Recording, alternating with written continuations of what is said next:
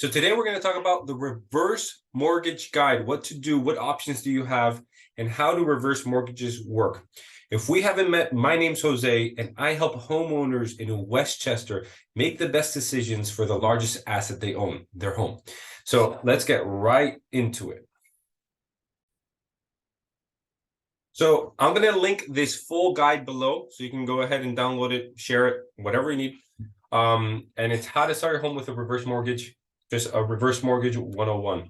So a reverse mortgage is actually a loan that needs to get paid back. You have to be 62 years or more to be able to qualify, and it has to be the primary residence. There's no set time to pay it back. It just accrues interest, taxes, all that stuff, and then you're going to have to pay it back. And repayment is due with one of three things here in Florida: when the person dies, when they sell the house, or they make the house another house their primary residence. So that's why I put this together, so that way you here in Westchester can see what's going on. Now, there's pros and there's cons. You're not going to get evicted from your home. The funds that you receive from the reverse mortgage are tax exempt. And that asset that you're putting as collateral is an appreciating asset. It's not a car that you're putting in there. So at the end of it, you might be able to get money, live in it, and that house might still be able to grow. Now, there's different cases for all of this. You won't have mortgage payments.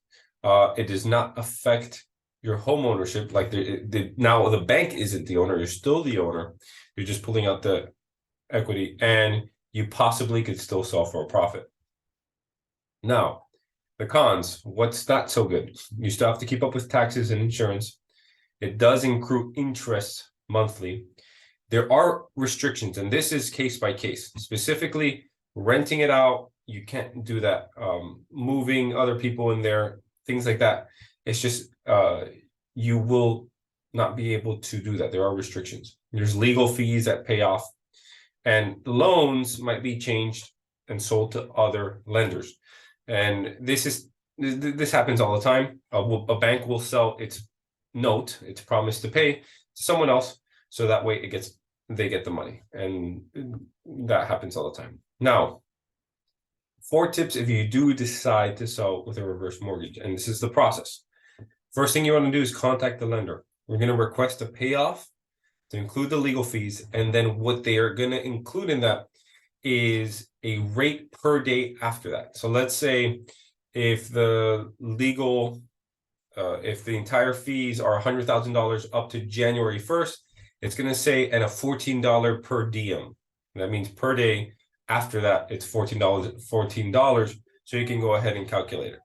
You're going to want to contact a real estate attorney or realtor, so you can understand your options, see if you have equity in the house, and once you pay off the mortgage, if it makes sense for you, if that's the route you want to go, or if you want to explore other routes. Then you want to be, if you're going to list a house for sale, if you're going to continue down this, you want to be upfront on material facts, because if you're upfront and you say, I want to sell this as is, you're going to have less negotiations later. And make sure you understand the whole home selling process. So up here, I put the home selling process as the seller. So first thing you want to do is position as the best choice in the market. So you want to know your competition, you want to know what has sold and where it might fall in the appraisal. So price and marketing is very important. So how the house is promoted, how many people come in, and how much competition there is. You want to prepare the home for the MLS, make sure it's clean, all your special belongings are put away. And once it's up for sale, we're going to do the showings and negotiations. So we're actually going to show it. We're going to see what offers come in. And then once we decide on a contract, we'll get that signed. There's a 4-pronged approach. The earnest money is going to be not the down payment, but it's going to be money that they send up front to make sure that they're going to be moving forward with the transaction. Then they usually go into an inspection period. This is to ensure that the offer they put in was actually for the house that they thought they were putting in. And there might be negotiations during this period. And that's why I say disclosing everything up front helps you. Appraisal. This will be the bank, if they're getting a loan, needs a justification of the price. And this needs to happen before lending. So the appraiser will be a third party, gives them their opinion, and they'll do that. Then all the financing will get approved and you'll be able to close. So closing can be in person or remote. Try to stay within the country. It's a little bit harder if you are outside of the country. And then once we get that, the title companies will settle the funds to the next people. So there's only 3 ways that the repayment is activated: death, the sale of the house, or to make another home their primary residence. But there's other ways to get rid of a reverse mortgage. So this is where it's important. You can refinance the mortgage.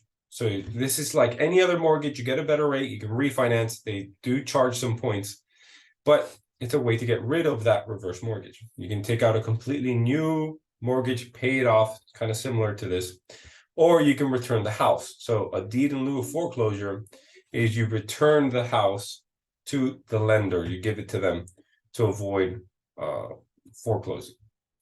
So make sure you know your options before you decide to sell. And if you don't have enough equity in the home, there's a couple of alternatives. There's government programs, and specific to, they give you tax abatement rebates and loans for home improvements. So there are that, and that's typically more locally. So we're going to have to look at Miami-Dade.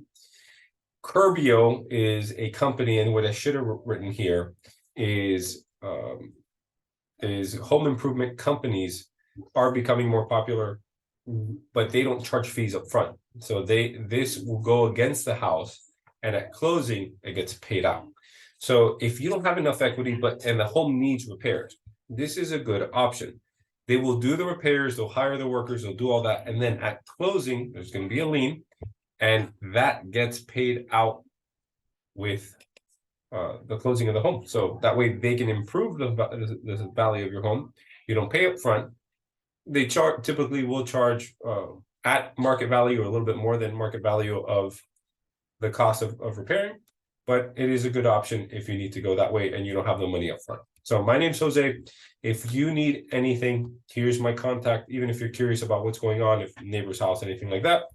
And yeah, feel free to give me a call. If you'd like to stay updated on what's going on in the market, I will also leave a link below, not only for the guide, but for you to sign up and see what's going on in our market. All right, until next time.